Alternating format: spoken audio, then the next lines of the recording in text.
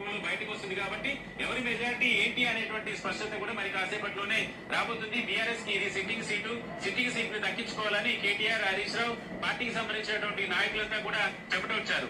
ఇక కాంగ్రెస్ పార్టీకి సంబంధించినటువంటి నాయకత్వం అంతా కూడా ఈ ఉప ఎన్నికల్లో పూర్తి స్థాయిలో గ్రౌండ్ వర్క్ ని చేసింది. కాంగ్రెస్ పార్టీ ఎప్పుడు కూడా ఇలాంటి సయోధ్యతో నాయకులందరూ కూడా సమిష్టిగా పనిచేసేటువంటి సందర్భం అయితే గడిచిన కొన్నేళ్లుగా చూడలేదు. కానీ జూబ్లీహిల్స్ ఉప ఎన్నిక అనేది కాంగ్రెస్ పార్టీకి, ప్రభుత్వానికి చాలా ప్రతిష్టాత్మకమైనటువంటి విషయం కాబట్టి 3 నెలల ముందుగానే 3 మంత్రుల్ని ఇక్కడ ఇన్ఛార్జీలుగా నియమించి ఎన్నికలకు సంబంధించి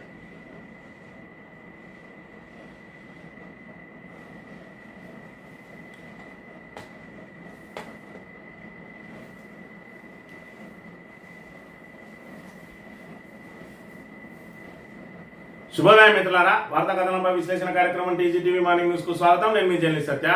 ముందుగా రాష్ట్రంలో జరుగుతున్న రాజకీయ పరిణామాలను కనుక పరిశీలించినట్లయితే జూబ్లీహిల్స్ ఉప ఎన్నిక ఫలితం మరి ఇక్కడ తేలేది నేడే. ఈ రోజే ఓట్ల కౌంటింగ్ నిర్వహించబోతా ఉన్నారు. మరి ఇక్కడ ఇప్పటివరకు అయితే అత్యధిక సర్వే సంస్థలు కాంగ్రెస్ కే మరి ఇక్కడ జూబ్లీహిల్స్ ప్రజలు పట్టం కట్టబోతా ఉన్నారని, మరి మరోవైపు చూసుకుంటే కేకే స్ట్రాటజీస్ లాంటి మరి ఇక్కడ విశ్వసనీయతమైనటువంటి సంస్థ ఏమో బీఆర్ఎస్ గెలవబోతా ఉన్నదని చెప్పి మరి ఉత్కంఠ మధ్య నేడు ఆ ఉత్కంఠకు తెరపడనున్నది. ఏది ఏమైనా ప్రజాస్వామ్యయుతంగానైతే జూబ్లీహిల్స్ ఉప ఎన్నిక జరగలేదు అని చెప్పి ఇటు బీఆర్ఎస్ నాయకులతో పాటు వివిధ మీడియా హౌజులు కూడా అవే వ్యాఖ్యానించిన అంశాన్ని కూడా మనం చూసినాం. ఏదైతే అధికార దుర్వినియోగానికి కేంద్రంగా మారింది జూబ్లీహిల్స్ నియోజకవర్గం, పూర్తి స్థాయిలో మంత్రులందరూ కూడా అక్కడే తిష్టవేసి ఉప ముఖ్యమంత్రితో సహా ఎమ్మెల్యేలు, ఎమ్మెల్సీలందరూ కూడా బూతుల వారీగా ప్రజలను, ఓటర్లను ప్రలోభ పెట్టడానికి నానా ప్రయత్నాలు చేసిండ్రు. పెద్ద ఎత్తున డబ్బుల పంపిణీ, చీరల పంపిణీ చేసిండ్రు. పోలీసులే అందుకు దగ్గరుండి సహకరించడానికి కూడా పెద్ద ఎత్తున ఆరోపణలు వచ్చినాయి. ఒకవైపు ఎన్ని ఫిర్యాదులు జరిగినా కూడా ఈసీ కళ్ళు మూసుకొని ఉన్నదని చెప్పి మరి ఇక్కడ ఫిర్యాదులను కూడా పట్టించుకోలేదు. ఈసీ ప్రభుత్వానికి తలొక్కిందని కూడా పెద్ద ఎత్తున దుమారం రేగిన నేపథ్యంలో జూబ్లీహిల్స్ ఓటర్ ఫలితం మరి ఇక్కడ పైచేయి సాధిస్తుందా, లేదంటే కాంగ్రెస్ మరి ఇక్కడ ఏదైతే చేసిన రిగ్గింగ్, దొంగ ఓట్ల ప్రభావం నెగ్గుతుందా అనేది ఇప్పుడు ప్రధానంగా మరి ఇక్కడ ఈ 10 రౌండ్లలో నిర్వహించే పోలింగ్ ద్వారా తెలంగాణ ఉన్నది. ఈ వార్తా కథనాలను కనుక పరిశీలించినట్లయితే ముందుగా మరి ఇక్కడ ఏదైతే తెలంగాణలో జరుగుతా ఉన్నది, ఫిరాయింపు ఎమ్మెల్యేల మీద ఆల్రెడీ స్పీకరు మరి విచారణ జరుపుతా ఉన్నాడు. 3 నెలల్లోపు ఖచ్చితంగా సుప్రీంకోర్టు ఆదేశం ఇచ్చింది 3 నెలల్లోపు విచారణ పూర్తి చేసి చర్యలు చేపట్టాలని. కానీ ఇప్పటి వరకు కూడా 3 నెలలు పూర్తయినా దాని మీద ఎలాంటి చర్యలు చేపట్టలేదు. మరోవైపు స్పీకర్ వాళ్ళని కాపాడే ప్రయత్నం చేస్తే కోర్టులు జోక్యం చేసుకుంటానడానికి నిదర్శనంగా నిలిచింది. ఇక్కడ మరి ఇక్కడ ఏదైతే పశ్చిమ బెంగాల్ కు సంబంధించి ఏదైతే ఎమ్మెల్యే బీజేపీ నుంచి తృణమూల్ కాంగ్రెస్ లో చేరిండో ఆ తృణమూల్ కాంగ్రెస్ ఎమ్మెల్యే మీద హైకోర్టు మరి ఇక్కడ వేటు వేసింది. దాంతో ఇప్పుడు తెలంగాణలో ఫిరాయింపు ఎమ్మెల్యేలు, బీఆర్ఎస్ ఫిరాయింపు ఎమ్మెల్యే గుండెల్లో రైలు పరిగెడతా ఉన్నాయి. స్పీకర్ ను కాపాడినా కూడా కోర్టులు చర్యలు తీసుకునే అవకాశం ఉన్నదని చెప్పి దీని ద్వారా తేటతెల్లమైంది. గోడ దూకిన ఎమ్మెల్యేపై అనర్హత వేటు. ముకుల్ అసెంబ్లీ సభ్యత్వాన్ని రద్దు చేసిన కలకత్తా హైకోర్టు. బీజేపీ టికెట్ పై గెలిచిన వెంటనే తృణమూల్లో చేరిన రాయ్ ఎమ్మెల్యేపై వేటు వేయకుండా అసెంబ్లీ స్పీకర్ కాలయాపన. తాను బీజేపీలో ఉన్నానంటూ ముకుల్ రాయ్ బుకాయింపు. అతడికి ఫిరాయింపుల చట్టం వర్తించబోదని చెప్పి తేల్చిన స్పీకర్ అనర్హత వేటు వేయాలని కలకత్తా హైకోర్టులో బీజేపీ డివిజన్ అసెంబ్లీ సభ్యత్వంతో పాటు పీఎస్సీ నామినేషన్ రద్దు చేసిన కోర్టు ఫిరాయింపు కేసులో జాప్యం రాజ్యాంగ ఉల్లంఘన ధర్మాసనం. మరి ఇక్కడ చూసుకున్నట్టయితే సుమారు 2021లో ఈయన గెలిచిన వెంటనే అలాగ మారితే 4 సంవత్సరాల తర్వాత ఈ రోజు కోర్టు ఆయన మీద వేటు వేసిందంటే స్పీకర్ ఇప్పటి వరకు కాలయాపన చేసుకుంటూ వచ్చిండు. ఇది కూడా ఒక ఉదాహరణగా మారనున్నది. మరి ఇప్పటికే సంవత్సరం దాటినా కూడా మరి ఇక్కడ స్పీకర్ కూడా చర్యలు చేపట్టడం లేదు కాబట్టి ఇది మరి ఉదాహరణగా నిలిచే అవకాశం ఉన్నది. స్పీకర్ ను తక్షణమే చర్యలు తీసుకోవాలని చెప్పి ఒకవైపు చెప్పిన నేపథ్యంలో ఆయన కనుక మరి సకాలంలో నిర్ణయం తీసుకోకపోయినా, ఒకవేళ ఫిరాయింపు ఎమ్మెల్యేలకు అనుకూలంగా నిర్ణయం తీసుకున్న కోర్టులు జోక్యం చేసుకునే అవకాశం ఉంటది. ఇవాళ స్పీకర్ ఆయన మీద అనర్హత వేటు వేయనని చెప్పిన తర్వాత హైకోర్టు వేటు వేసింది అంటే ఖచ్చితంగా కోర్టులు స్పీకర్ నిర్ణయాన్ని కూడా మరి దాటి రాజ్యాంగాన్ని కాపాడడానికి కోర్టులే నడుము బిగిస్తున్న పరిస్థితి. దాంతో 10 మంది ఎమ్మెల్యేల గుండెల్లో రైలు పరిగెడుతున్న పరిస్థితి కూడా మనం ఇక్కడ ప్రధానంగా గమనించాలి. ఆ 10 మందిపై చర్యలు తప్పవా? బెంగాల్ హైకోర్టు తీర్పు నేపథ్యంలో ఫిరాయింపు ఎమ్మెల్యేల భూములు రాజీనామా దిశగా కడియం దానం.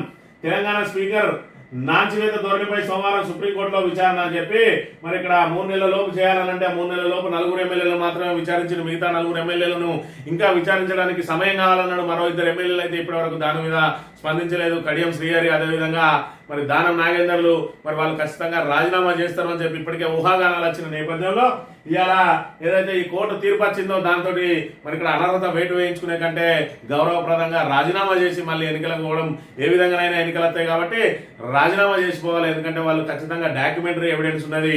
వాళ్ళ మీద స్పీకరు అవునన్నా కాదన్నా వేటు వేయక తప్పని పరిస్థితి కాబట్టి మరి ఇక్కడ దానం నాగేందర్ ఏమో మరి ఆయననే ఎంపీగా పోటీ చేసిండు కాంగ్రెస్ టికెట్ మీద. మరోవైపు చూసుకున్నట్టయితే కడియం శ్రీహరి ఆయన కుమార్తె కాంగ్రెస్ ఎంపీగా పోటీ చేసింది. ఆయనే అన్ని తానై మరి కాంగ్రెస్ ఇన్ఛార్జ్ గా వ్యవహరించి ఆ ప్రచారంలో పాల్గొన్నాడు. కాబట్టి ఇద్దరి మీద అనర్హత వేటు వేసే అవకాశం ఉన్నది.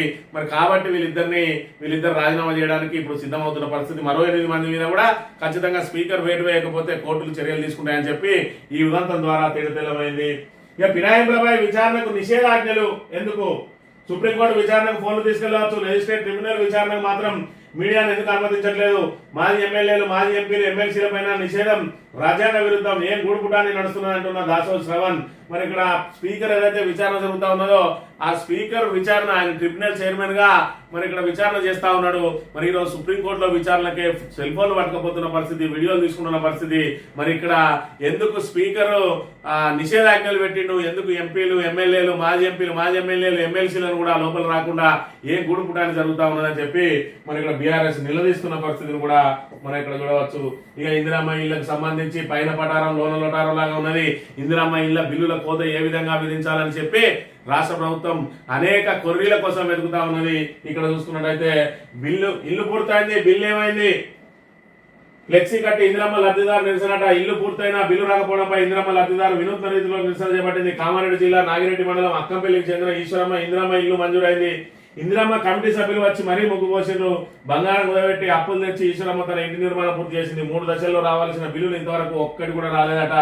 ఇవాళ ఇందిరమ్మ ఇల్లు మరి ఇందిరమ్మ ద్వారా వస్తుందని చెప్పి ఆ గుడి చేసుకుంటూ నాకు పక్కా ఇల్లు దొరికింది అని చెప్పి మరి ఉన్నాయి లేని అన్ని అమ్ముకొని వచ్చి ఇవాళ ఇల్లు కట్టుకుంటే బిల్లు ఇవ్వకుండా ఇవాళ కాంగ్రెస్ ప్రభుత్వం వేధిస్తా ఉన్నది. ఒకవైపు ఇందిరమ్మ కమిటీ సభ్యులే వచ్చి ముగ్గు పోసిందట, అయినా కూడా ఇప్పటి వరకు ఆ బిల్లులో కదలిక లేదు. మరి ఆమె పరిస్థితి ఏందనే విషయాన్ని మనం ఇక్కడ గమనించాలి. ఇక సహచర టీచర్లే పర్యవేక్షకులు. ముఖ్యమంత్రి ఆధీనంలోని విద్యాశాఖ వింత నిర్ణయం. ప్రభుత్వ బడుల పర్యవేక్షణ కోసం జిల్లాల్లో కమిటీలు ఉపాధ్యాయుల పనిపై సహచరులతోనే సూపర్వైజింగ్ అందుకోసం 1800 మందికి పైగా టీచర్లకు డిప్యూటేషన్ అట.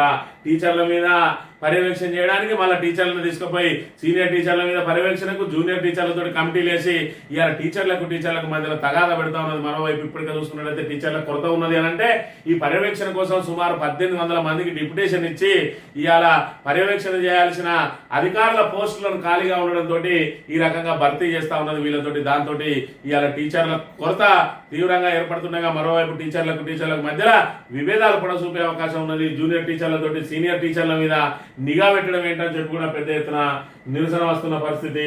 నిన్న రోజున ప్రభాస్ వాళ్ళ పెద్దమ్మ కృష్ణరాజు వల్ల సతీమణి నిన్న రోజున ఒక ఫంక్షన్ లో కేటీఆర్ కలిసిందట. అధికారం మళ్ళీ మనదే. సినీ నటుడు ప్రభాస్ పెద్దమ్మ శ్యామలాదేవి వివాహ వేడుకలో కలిసిన కేటీఆర్ కు రెబల్ స్టార్ కృష్ణరాజు సతీమణి ఆశీర్వాదం అని చెప్పి రాబోయే అధికారం మళ్ళీ మనదే అని చెప్పి మన అంటే బీఆర్ఎస్ పార్టీని ఇంటి పార్టీగా భావిస్తా ఉన్నారు అందరూ కూడా. ఇవాళ కాంగ్రెస్ వచ్చిన తర్వాత పరిస్థితి ఏ విధంగా ఉన్నదనేది ఇక్కడ తెలిసింది. కాబట్టి ఇవాళ అందరూ కూడా మన పార్టీ అధికారంలోకి వస్తుందని మీ పార్టీ అనట్లేదు. ఎవరు కలిసినా మన పార్టీ అధికారంలోకి వస్తుందని చెప్పి చెప్తున్న పరిస్థితిని మనం ఇక్కడ గమనించాలి. ఇక శరా మామూలుగానే రేవంత్ కు దొరకని సోనియా దర్శనం అట. ఆమె అపాయింట్మెంట్ ఇప్పుడు సాధ్యం కాదు. ముఖ్యమంత్రికి తెగేసి చెప్పిన కేసీ వేణుగోపాల్ జూబ్లీ ఫలితాలు వెలువడ్డాక రావాలని సూచన. వారంలో మళ్లీ ఢిల్లీకి వెళ్లాలని రేవంత్ నిర్ణయం. రేవంత్ రెడ్డికి మరి ఇక్కడ అడుగడుగున అవమానాలు జరుగుతూనే ఉన్నాయి. దానికోసమే జూబ్లీ ఎన్నికల్లో మరి ఇక్కడ సర్వశక్తులు ఒడ్డి నానా కంటాలు పడి నానా ప్రలోభాలు చేసి ఆఖరికి దొంగ ఓటర్లను తీసుకొని వచ్చి ఓట్లేంచైనా నెగ్గాలని చెప్పి మరి నానా ప్రయత్నాలు చేసిండు. అది ఎంత మేరకు నెరవేరుతుందో మరికొద్ది నిమిషాల్లో తెలంగాణ ఉన్నది. ఏది ఏమైనా కూడా రేవంత్ రెడ్డికి ఉన్న పరపతి ఏంది అని అంటే సోనియా గాంధీ కూడా మరి ఇక్కడ ఆయనకు అపాయింట్మెంట్ ఇవ్వని పరిస్థితిని మనం ఇక్కడ చూడవచ్చు. ఇక ఉచిత ఇసుక ఉత్తమాటే. ఇందిరమ్మ ఇంటి లబ్ధిదారుల జేబులకు చిల్లులు. ఇంటికి 40 టన్నుల ఇసుక ఇస్తామన్న సర్కార్ సరఫరా బాధ్యత కలెక్టర్లకు అప్పగింత. చివరికి జారీ అధికారం తహసీల్దార్ల చేతికి. ఇసుక టోకెన్ల కోసం లబ్ధిదారుల పడిగాపులు. ప్రభుత్వ కార్యాలయాల చుట్టూ ప్రదక్షిణలు పేరుకే ఫ్రీ, రవాణా ఖర్చుతో పూర్తి ధర వసూలు అని చెప్పి ఇందిరమ్మ ఇంటికి 40 టన్నుల ఇసుక మేము ఫ్రీగా ఇస్తామన్నారు. మనం ఫ్రీగా ఇస్తే అక్కడ నుంచి ఇక్కడికి ఎవరు తేవాలి? ఎవరైతే అక్కడ పెట్టుకున్నారో ట్రాక్టర్లు వాళ్ళే తీసుకురావాలి. సేమ్ ఏదైతే రవాణా ఛార్జీల కింద మరి బయట వాళ్ళకైతే ఎంత వస్తా ఉన్నారో వీళ్ళకి కూడా అంతే వస్తా ఉన్నారు. అక్కడ టీజీఎంసీ ఎవరైతే ఆ మినరల్ డెవలప్మెంట్ అధికారులు ఎవరైతే ఉంటారో వాళ్ళ చేతి వాడడంతో ఒకవైపు ఇందిరమ్మ ఇసుక పేరుతోటి యథేచ్ఛగా బయటికి ప్రభుత్వానికి దానికి సంబంధించిన పన్ను కట్టకుండా మరి సీనరైజ్ కట్టకుండా బయటికి యథేచ్ఛగా దొంగతనంగా బ్లాక్ లో అమ్ముతా ఉన్నారు. మరోవైపు ఇందిరమ్మ లబ్ధిదారులకు కూడా మార్కెట్ రేట్కే వచ్చి మీకు ఇది ఫ్రీ అని చెప్తున్న పరిస్థితిని మనం ఇక్కడ చూడాలి. నేడే కౌంటింగ్ జూబ్లీ హిల్స్ లో ఉత్కంఠ, తేలనున్న విజేత ఉదయం 8 గంటలకు లెక్కింపు ప్రారంభం. ఆల్రెడీ లెక్కింపు ప్రారంభమైంది. మరి ఇక్కడ మరికొద్ది నిమిషాల్లో ఆల్రెడీ తేడతెల్లం కాబోతా ఉన్నది. జూబ్లీ హిల్స్ లో ఎవరు నిలబడబోతా, ఎవరు నెగ్గబోతా ఉన్నారు అనేది. ఇక సురేఖపై నాగార్జున కేసు వాపస్, పరువు నష్టం దావాకు సవరణ. మంత్రి సురేఖ క్షమాపణ కోరుతూ ట్వీట్ చేసిన గంటల్లోనే నిర్ణయం. కోర్టు విచారణకు హాజరైన మంత్రి మరి నిన్నటి రోజున నాంపల్లి కోర్టులో విచారణ ఉండే మొన్న రాత్రి ఆమె ట్విట్టర్ లో ట్వీట్ చేసింది, క్షమించమని క్షమాపణ కోరింది. దాంతో వెంటనే రియాక్ట్ అయిన నాగార్జున మరి అక్కడ కోర్టుకు వెళ్లి ఆమె క్షమాపణ కోరింది కాబట్టి నా పిటిషన్ ను రిటర్న్ తీసుకుంటున్నా అని చెప్పి కేసు వాపస్ తీసుకున్న పరిస్థితిని కూడా మనం ఇక్కడ గమనించాలి. ఇక కోటాపై మాట తప్పితే బీసీల ధర్మయుద్ధమే. కేంద్ర రాష్ట్ర ప్రభుత్వాలు ఒప్పుకొని తీరాలి. 42% రిజర్వేషన్ తోనే ఎన్నికలు జరగాలి, లేదంటే బలమైన బీసీ ఉద్యమాన్ని నిర్మిస్తాం. శాసనమండలి విపక్ష నేత మధుసూదనాచారి సుదీర్ఘ పోరాటానికి వెనకాడం. బీసీ నేతలు రాష్ట్ర వ్యాప్తంగా బీసీల ధర్మ దీక్షలు ప్రారంభం అని చెప్పి మరి ఇక్కడ ఏదైతే కోటాపై మాట తప్పితే బీసీల ధర్మయుద్ధమే అంటున్నారు. ఎవరి మీద ధర్మయుద్ధం? కోటా మీద మాట తప్పేది ఎవరు? కాంగ్రెస్. మరి కాంగ్రెస్ ఇవాళ దాని మీద పెద్ద ఎత్తున యుద్ధం చేస్తా ఉంటే ఇక స్వయంగా ఇక్కడ ఈయన మరి అద్దంకి దయాకర్ కాంగ్రెస్ పార్టీకి సంబంధించిన వ్యక్తి మరి ఈయన వచ్చి ఇక్కడ కూర్చొని ఉన్నాడు. మరి ఈయన ఎవరి మీద పోరాటం చేస్తా ఉన్నారో, ఎవరు మరి ఈ కోటా మీద మాట్లాడాల్సింది ఎవరో అన్నిటికీ ముందట వచ్చి మా కాంగ్రెస్ కు సంబంధం లేదు, ఎవరి మీద పోరాటం చేస్తున్నాం అన్నట్టుగా కళ్ళు గీయడానికి ఈ దొంగేశాలు, దొంగ నాటకాలు ఈ రకంగా ఆడుతా ఉన్నది కాంగ్రెస్ పార్టీ అనే విషయాన్ని మనం ఇక్కడ గమనించాలి. కోటా ఇలా చేసేదే పోరాటం కాంగ్రెస్ మీద. మరి కాంగ్రెస్ మీద పోరాటానికి నిలబడడా Addanki Dayakar direct open statement చేయాలి. సీఎం కు మీద ఏదైతే కాంగ్రెస్ పార్టీ అధినాయకత్వానికి చెప్పాలి, ఎందుకు 42% రిజర్వేషన్ ఇస్తామని చెప్పి మరి బీసీలను ఎందుకు మోసం చేసిందని చెప్పి ప్రశ్నించాలి. ఈయన కాంగ్రెస్ ను మరి ఇక్కడ ఏదైతే ప్రజల లోపల ఈ యుద్ధం అంతా కాంగ్రెస్ మీదనే అని తెలియకుండా పక్కదారి పట్టియడానికి ఇలా వచ్చి ముందర కూర్చుంటా ఉన్నాడు. మరి ఇక్కడ సిగ్గు లేకుండా కాంగ్రెస్ నాయకులు ఇవాళ అమలు చేయాల్సిన వాళ్ళే పోరాటం చేస్తున్నామని చెప్పి ఎవరిని మభ్యపెడతా ఉన్నారో ఒకసారి ఆలోచన చేసుకోవాలి. సాక్షి దినపత్రిక విషయానికి వస్తే పెట్టుబడులకు ముఖద్వారం హైదరాబాద్ లో అంతర్జాతీయ స్థాయి మౌలిక వసతులు. ఢిల్లీలో USIS PF వార్షిక సదస్సులో సీఎం రేవంత్ రెడ్డి. హైదరాబాద్ లో మరి ఇక్కడ అంతర్జాతీయ స్థాయి మౌలిక వసతులట. ఈ 23 నెలల్లో వసతులు కల్పించడానికి ఏం చేసినా ఒక విషయం చెప్పాలి. 10 సంవత్సరాల పాటు ఇలా బీఆర్ఎస్ పరిపాలన మూలంగా కాదా ఇలా హైదరాబాద్ పెట్టుబడులకు హబ్ గా మారింది. ఇవాళ దాన్ని కొనసాగించలేక చతికిలబడ్డ రేవంత్ రెడ్డి ఇవాళ ఫ్యూచర్ సిటీ అని ఇంకోటి ఏదో మూసీ నదికి ప్రక్షాళన అని మరి కోట్లాది రూపాయల ప్రజాధనం దుర్వినియోగం చేయడానికి ప్రయత్నం చేస్తా ఉన్నాడు తప్ప మరి ఆ గత ప్రభుత్వ విధానాలను మరి మెరుగుపరుచుకుంటూ కొనసాగించుకుంటూ వెళ్ళినట్టయితే హైదరాబాద్ పురోభివృద్ధితో పాటు తెలంగాణ ఇప్పటికే దూసుకుపోయేది. ఇవాళ తెలంగాణ తిరోగమనంలో సాగడానికి రేవంత్ రెడ్డి అస్తవ్యస్త నిర్ణయాలతో పాటు ఇక్కడ పూర్తిగా అవినీతి పేరుకపోవడమే మరి ప్రధాన కారణం అని మనకి ఇప్పుడు ఏదైతే గూగుల్ సంబంధించిన డేటా సెంటర్ విశాఖకు తరలిపోవడాన్ని బట్టే మనకు అర్థం చేసుకోవాల్సిన అవసరం ఉన్నది. దేశవ్యాప్తంగా 32 చోట్ల మారణ హోమానికి స్కెచ్ అట. 4 ప్రధాన నగరాలు సహా పలు ప్రాంతాల్లో భారీ పేలుళ్లకు పక్కా ప్రణాళిక. ఢిల్లీ పేలుళ్ల ఘటనకు సంబంధించి తీగలాలితే డొంకంతా కలుగుతా ఉన్నది. ఇప్పటికే 2900 కిలోల RDX ను స్వాధీనం చేసుకున్నారు. వాళ్ళు 26 క్వింటాల ఎరువులు కూడా కొనుగోలు చేసిరట. ఆ పేలుళ్ల ఏదైతే ప్రభావం పెరగడానికి మరి ఇక్కడ 32 చోట్ల దేశవ్యాప్తంగా 32 చోట్ల మరి పేలుళ్లకు శ్రీకారం చుట్టారు. వీళ్ళంతా కూడా డాక్టర్లు ఈ ఉగ్రవాదులతోటి చేతులు కలిపి వీళ్ళు ఉగ్రవాదులుగా మారడం ఏంది, ప్రాణాలు పోయాల్సిన డాక్టర్లు ఇలా ప్రాణాలు తీయడం ఏందో మరి ఎవరికి అర్థం చిక్కిన ప్రశ్నగా మారింది. అదేవిధంగా ప్రసాదాల్లో కలిపి పంచేద్దామట. ఉత్సవాలు ఊరేగింపులను వినియోగించుకుందాం, అలా చేస్తే తక్కువ శ్రమతో భారీ ప్రాణ నష్టం. రిషిఫ్ పై మొయినుద్దీన్ కు యూపీ ద్వయం ప్రతిపాదన. అహ్మదాబాద్ ATS విచారణ వెలుగులోకి. హైదరాబాద్ లో మొయినుద్దీన్ ఇంట్లో ATS సోదాలు. అహ్మదాబాద్ ATS కస్టడీలో ఉన్న ఇస్లామిక్ స్టేట్ ఖురాసన్ ప్రావిన్సీ ఉగ్రవాదుల విచారణలో కీలక విషయాలు వెలుగు వస్తున్నాయి. హైదరాబాద్ లో రాజధానికి చెందిన డాక్టర్ అహ్మద్ మొయినుద్దీన్ సయ్యద్, ఉత్తరప్రదేశ్ లోని షామ్లీ జిల్లాకు చెందిన ఆజాద్ సులేమాన్ షేక్ లక్ష్మీపూర్ ఖేరీ జిల్లాకు చెందిన మహమ్మద్ సుహైల్ సలీం ఖాన్ వివిధ కోణాల్లో అధికారులు విచారిస్తున్నారు. ముఖ్యంగా ప్రమాదకరమైన విషయం రిసిస్ ను ఎలా తయారు చేశారో దాన్ని ఎలా వినియోగించుకుందామని చూసినారంటే ప్రసాదాల లోపల కలిపి ఏదైతే పెద్ద ఎత్తున మరి ఇక్కడ వేడుకలు జరుగుతాయో వేడుకలు ఉత్సవాలు ఊరేగింపులలో ఆ ప్రసాదం ఏదైతే ప్రసాదం కోసం భక్తులు ఏదైతే చూస్తారో దానిలో ఈ సైనైడ్ తోటి సమానమైనటువంటి రిసిస్ ను అందులో కలిపి పెద్ద ఎత్తున ప్రాణ నష్టం చేయడానికి ప్రయత్నం చేస్తా ఉన్నారు. దాని ద్వారా మరి ఇక్కడ వాళ్ళకు ఉగ్రవాదులకు ఎలాంటి ప్రమాదం జరగదు. లేదంటే బాంబు పేలుళ్ళు అంటే ఆత్మాహుతి దాడులు చేసుకోవాలి, లేదంటే అవిటిని పేల్చడానికి అనేక ఇబ్బందులు పడాలి. ఈ విషయాన్ని కలపడం విష ప్రయోగం ఈజీగా మారుతుందని చెప్పి మరి ఇక్కడ విషయాన్ని కలిపే ప్రయత్నం చేసింది మరి ఇక్కడ ఈ ఉగ్రవాదులు. మరి వీళ్ళందరినీ కూడా సకాలంలో మరి ఇక్కడ దాన్ని ఆ కుట్రను తిరిగి తిప్పికొట్టడం మూలంగా ఈ రోజు పెద్ద ఎత్తున ప్రాణ నష్టం తప్పింది అని చెప్పి చెప్పక తప్పదనే విషయాన్ని మనం ఇక్కడ ప్రధానంగా గమనించాలి. ఈ ఆంధ్రజ్యోతి విషయానికి వస్తే 32 కార్లు 8 మానవ బాంబులు, దేశంలో అసాధారణ విధ్వంసానికి ఉగ్రవాద కుట్ర, ఐఈడీ తయారీకి 26 క్వింటాల ఎరువుల కొనుగోలు, దేశంలో 8 చోట్ల ఏకకాలంలో దాడులకు ప్రణాళిక, 20 లక్షలు సేకరించి ఉమర్ నబీకి అందజేత, టర్కీలో ఉకాసా అనే వ్యక్తితో తరచూ సంభాషణ, అరెస్ట్ అయిన డాక్టర్లంతా ఆత్మాహుతి బాంబర్లే అని చెప్పి మరి ఇక్కడ పూర్తి స్థాయిలో 32 కార్లలో బాంబులు పెట్టి ఆ 32 చోట్ల పెట్టి వాటిని పేల్ చేయాలని చెప్పి మరి ఇక్కడ కార్ బాంబులను మరి ప్రయత్నం చేసిండ్రు. మరి ఇక్కడ వీళ్ళు ఏదైతే ఈ ఉగ్రవాదులకు సంబంధించిన వాళ్ళను పట్టుకున్నారో దాంతో ఈ ఉమర్ అనే ఉగ్రవాది తను కూడా బయటపడిపోతా అని చెప్పి మరి ఇక్కడ పెద్ద ఎత్తున ప్రాణ నష్టం చేయాలని చెప్పి సిగ్నల్ దగ్గర మరి ముందే బాంబును పేల్చేసి ఆత్మాహుతి దాడి చేసిండు. మరి ఈ రకంగా ఏదైతే ఉగ్రవాదులు పాకిస్తాన్ ప్రేరేపిత ఉగ్రవాదులు ఇలా టర్కీ కేంద్రంగా మళ్ళీ మన భారత్ మీద విషం చిమ్ముతా ఉన్న పరిస్థితిని మనం ఇక్కడ చూడవచ్చు. పెట్టుబడులు పెట్టండి, ప్రపంచ పెట్టుబడుల గమ్యస్థానం హైదరాబాద్, ప్రపంచ పెట్టుబడుల గమ్యస్థానం ఖచ్చితంగా హైదరాబాదే అని బీఆర్ఎస్ పదే చెప్తా ఉన్నది. ఎందుకంటే హైదరాబాద్ ను పెట్టుబడులకు గమ్యస్థానంగా మార్చిందే గత 10 సంవత్సరాల్లో బీఆర్ఎస్ పరిపాలన అని చెప్పి ఎవరు అవునన్న కారణం ఒప్పుకోక తప్పదు. కేటీఆర్ ఐటీ మంత్రిగా అనేక సంస్థలను ఇక్కడికి తీసుకొని వచ్చిండు, అనేక పరిశ్రమలను ఇక్కడ తీసుకొని వచ్చిండు.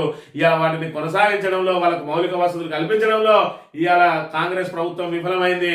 పూర్తి స్థాయిలో పెట్టుబడులు పెట్టడానికి వచ్చిన వాళ్ళ దగ్గర మరి ఇక్కడ ఏదైతే లంచం వసూలు చేయడం మూలంగానే అదానికి సంబంధించిన సంస్థ గూగుల్ అదానిలా మరి కంబైన్డ్ వెంచర్ ఇలా గూగుల్ డాటా సెంటర్ హైదరాబాద్ లో పెట్టాల్సింది విశాఖకు తరలిపోయిందనే విషయాన్ని మరి ఇక్కడ ఒక జర్నలిస్టు బయటపెట్టిన అంశాన్ని కూడా మనం ఇక్కడ గమనించాలి. పొట్టనింపని పత్తి దిగుబడి రాకపోవడంతో చేలు దున్నేస్తున్న పత్తి రైతులు ప్రత్యామ్నాయంగా మొక్కజొన్న ఇతర పంటలు. ఖరీఫ్ సీజన్ లో పత్తి రైతులను ముంచిన అధిక వర్షాలు, దారుణంగా దెబ్బతిన్న పంట దిగుబడి లేక దిగాలు, ఎకరానికి 4-5 క్వింటాల దాకా రానివైనం. మొక్కజొన్నతో ఎంతో కొంత గిట్టుబాటు అవుతుందని ఆశ. మరి ఇక్కడ చూసుకుంటే అకాల వర్షాలు ఏవైతే ఉన్నాయో ఆ వర్షాలతోటి పత్తి పూర్తిగా మరి ఇక్కడ దెబ్బతిపోయింది. ఎకరానికి 4-5 క్వింటాలు కూడా రాలేదట. దాంతో ఆ మిగిలిన పత్తినంతా కూడా తీసి పడేసి ఇలా మొక్కజొన్న పంట పెట్టుకోవడానికి రైతులు అంటే పొట్ట కూడా నింపని పత్తి, మరోవైపు సచ్చి చెడి ఎంతో కొంత వండిస్తే యాప్ లో నమోదు చేసుకోవాలని, తేమ కరెక్ట్ ఉండాలని చెప్పి ఆ పత్తి రైతులను మరి ఇక్కడ వ్యాపారులు దగా చేస్తా ఉన్నారు, అధికారులు దగా చేస్తా ఉన్నారు. మరోవైపు ప్రకృతి దగాతోటే ఇప్పటికీ కోలుకొని రైతన్నను ఈ రకంగా మరి కేంద్ర రాష్ట్ర ప్రభుత్వాలు హింసిస్తున్న పరిస్థితిని కూడా మనం ఇక్కడ చూడవచ్చు. హౌసింగ్ స్కామ్ లో SLBC contractor arrest, JP Infratech MD Manoj Gaur పై ఈడీ చర్య. ఢిల్లీ హర్యానాలో జేపీ ఇన్ఫ్రా పలు హౌసింగ్ ప్రాజెక్టులు 14,599 కోట్ల మనీ లాండరింగ్ అట. హౌసింగ్ ప్రాజెక్ట్ లో 1,000 కోట్ల మనీ లాండరింగ్ కుంభకోణానికి సంబంధించి JP Infratech Limited MD Manoj Gaur ను ఎన్ఫోర్స్మెంట్ డైరెక్టరేట్ బుధవారం అరెస్ట్ చేసింది. తెలంగాణలో ఎస్ఎల్బిసి టన్నెల్ కు మరి ఇక్కడ టన్నెల్ తవ్వుతున్నటువంటి కాంట్రాక్టర్ సంస్థ అయినటువంటి జేపీ ఇన్ఫ్రాటెక్ హౌసింగ్ సొసైటీ పేరుతోటి హౌసింగ్ స్కామ్ చేసిందట.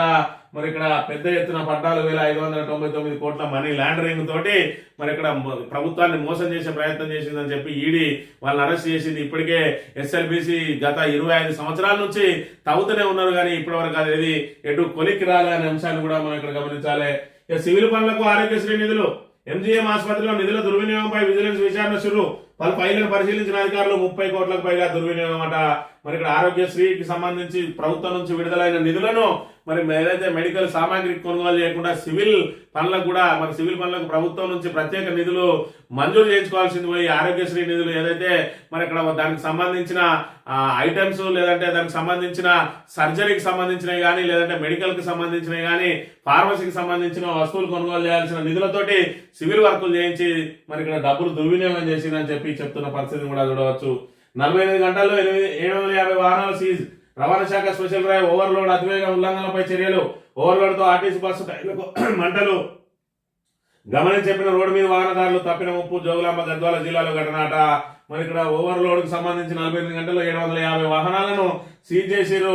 కానీ ఆర్టీసీ బస్సు ఓవర్లోడ్ మాత్రం ఆపలేకపోతా ఉన్నారు. ఉచిత బస్సు తోటి మహిళలందరూ కూడా మరి బస్సులు డిమాండ్ కి సరిపడా వాళ్ళకి బస్సులు సౌకర్యం కల్పించకపోవడం తోటి ఆ టైంలో వచ్చిన బస్సులో మరి ఇక్కడ 50 మంది వెళ్లాల్సిన బస్సులో 150 మంది వెళ్తున్న దుస్థితి. దాంతో టైర్లకు మంటలు లేచినాయట. మళ్ళీ పెను ప్రమాదం జరిగేదే చూసినటువంటి బయట ఎవరైతే చూసినో వాళ్ళు చెప్పడంతో మరి డ్రైవర్ అప్రమత్తమై ఆపడంతో పెద్ద ఎత్తున ప్రమాదం తప్పింది అని చెప్తున్న పరిస్థితి కూడా చూడవచ్చు. ఈనాడు దినపత్రిక విషయానికి వస్తే 4 నగరాల్లో కారు చిచ్చుకు కుట్రాట.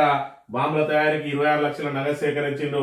మరి వాళ్ళందరూ కూడా మరి ఒక డాక్టర్ అయి ఉండి డాక్టర్ల సమూహం ఈ రకంగా చేస్తా ఉన్నారు. వాళ్ళు 26 లక్షల రూపాయలు వసూలు చేసి ఇచ్చిరట. అంటే ఒక డాక్టర్ అయి ఉండి మరి ఆ డాక్టర్ కు ఆ సంపాదన లేదా, లేదంటే మరి ఇక్కడ ఉగ్రవాదానికి ఆకర్షితులైందా, లేదంటే మరి ఇక్కడ ఈ పాకిస్తాన్ ప్రేరేపితంతో మరి భారత్ మీద కుట్రవడిన మొత్తానికైతే వైట్ కాలర్ జాబులు చేసే వాళ్ళు కూడా ఈ రకంగా ఉగ్రవాదం వైపు ఆకర్షితులు అవుతా ఉన్నారు అని అంటే మరి మొత్తానికే ఒక పూట తింటే ఇంకో పూట తినని వాళ్ళని అందరినీ కూడా మరి ఇక్కడ ఉగ్రవాదుల చేతికి చిక్కినట్టయితే వాళ్ళను మానవ బాంబులుగా తయారు చేయడానికి మరి ఆ ఉగ్రవాదులు ఎంత ఈజీగా ప్రయత్నం చేస్తారనేది ఇక్కడ మనం గమనించాలి. ఎందుకంటే ఉన్నతమైన మరొక జాబ్ చేస్తున్నటువంటి వాళ్ళు ఉన్నత విద్యను అభ్యసించి ప్రాణాలు పోయాల్సిన డాక్టర్లే ఇవాళ ఉగ్రవాదులుగా మారిండు అని అంటే మరి ఇక్కడ ఒక పూట తింటే ఇంకో పూటకు మరి ఇక్కడ దిక్కులేని దివాణం లేని వాళ్ళందరినీ కూడా మరి ఇక్కడ ఉగ్రవాదుల చేతికి చిక్కినట్టయితే ఇంకా పెద్ద ఎత్తున ఎంత పెద్దగా విధ్వంసం చేసే అవకాశం ఉంటది.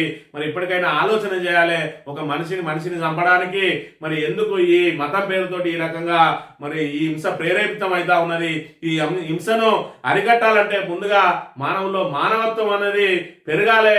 అంతే తప్ప ఇవాళ ఏదైతే శత్రు దేశం ఏదైతే ఉన్నదో మరి ఇక్కడ పక్క దేశంలో ఉన్న వాళ్ళందరినీ కూడా శత్రువులుగానే భావించి ఇవాళ కుట్రలు కుతంత్రాలతోటి పేరులతోటి ఇలా విధ్వంసం సృష్టించి రాక్షసానందం పొందుతున్న పాకిస్తాన్ కు రాబోయే రోజుల్లో ఖచ్చితంగా బుద్ధి చెప్పాల్సిన అవసరం ఉన్నదని కోరుతూ ఇది ఈ రోజు మార్నింగ్ న్యూస్. తిరిగి వెళ్తాం. Thank you very much.